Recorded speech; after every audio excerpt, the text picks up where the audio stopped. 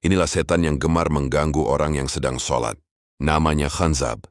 Jika dia sudah hadir, maka kita akan lupa bacaan sholat, teringat hal-hal yang tidak penting, atau bahkan lupa jumlah rakaat.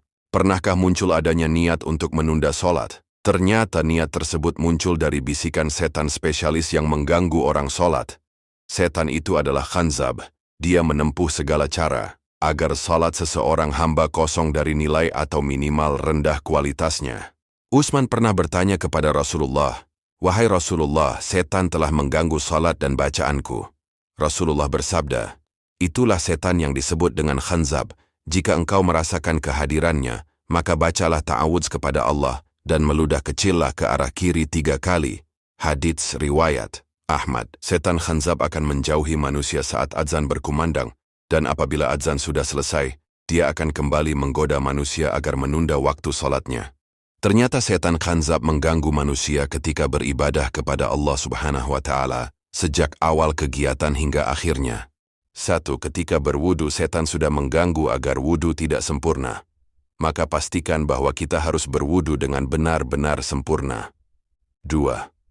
Pada saat takbiratul ihram, setan memberikan perasaan was-was dan merasa apakah sah atau tidak takbir tersebut, maka bersungguh-sungguhlah dalam bertakbir, baik bacaan maupun gerakannya. 3. Membaca bacaan pada sholat, kemudian kita lupa atau salah akan bacaannya. Kemudian melakukan gerakan yang tidak perlu seperti melirik ke kanan dan ke kiri, menggaruk dan menguap, maka meludah kecillah 3 kali dengan mengucap ta'awudz. Jika ingin menguap maka tahanlah. 4. Apabila lupa rakaat sholat, lakukanlah sujud sahwi 2 kali pada akhir sholat, dan setelah itu baru lakukan salam. 5. Merasa ingin buang angin atau ingin buang air kecil maupun besar. Ada kalanya muncul dalam benak seseorang keraguan, apakah dia kentut ataukah tidak. Ini adalah keraguan yang dihembuskan oleh setan untuk mengacaukan salat seseorang.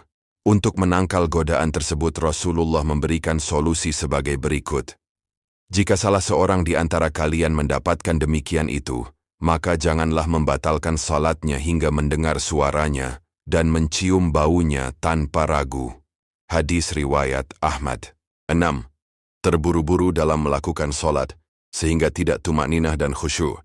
Maka salatlah dengan tenang dan perhatikanlah gerakan rukuk dan sujud. Itulah setan yang suka mengganggu orang yang sedang salat. Semoga yang sedikit ini bermanfaat. Saya akhiri. Wassalamualaikum warahmatullahi wabarakatuh.